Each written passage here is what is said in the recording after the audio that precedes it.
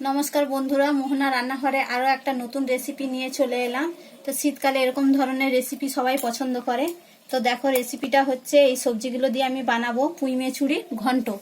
তো দেখো, বরবটি নিয়ে নিচ্ছি, আর বেগুন নিয়ে নিচ্ছি, সিম নিয়ে নিচ্ছি, মূলো নিয়েছি, আমাদের গাছের পুঁই মেচুরি হয়েছে নিয়েছি, একটা টমেটো নিয়েছি, কটা ধনেপাতা নিয়েছি, কুমড়ো নিয়েছি।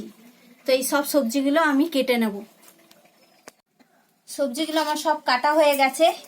পুঁই মেচুরি ঘন্ট বানাবার জন্য আমি এই মশলাটা নিচ্ছি। এর মধ্যে একটু জোয়ান আছে, একটু রাঁধুনি আছে, এক টুকরো আদা আছে। এই মশলাটা আমি বেটে নেব। কড়াইতে তেল দিয়ে দিলাম।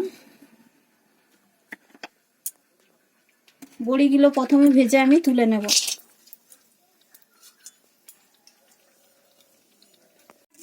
কালো জিরে ফোড়ন দিয়ে দিলাম। 2-3টে কাঁচা লঙ্কা দিয়ে তেলের মধ্যে দিয়ে ভেজে নেব।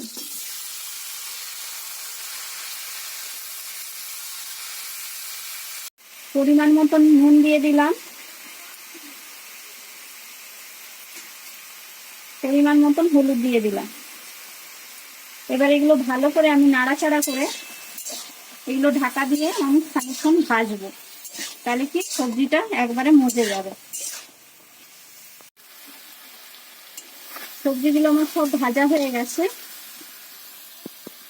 ভেজে রাখা বড়িগুলো আমি ভেঙে দিয়ে দিলাম। এর মধ্যে যে মশলাটা আমি বেটে রেখেছিলাম সেটা আমি দিয়ে দেবো।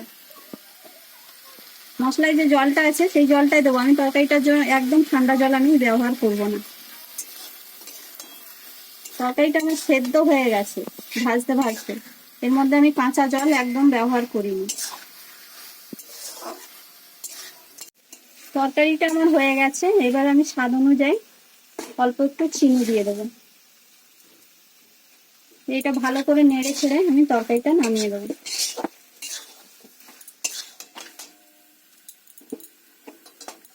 তরকারিটা আমার হয়ে গেছে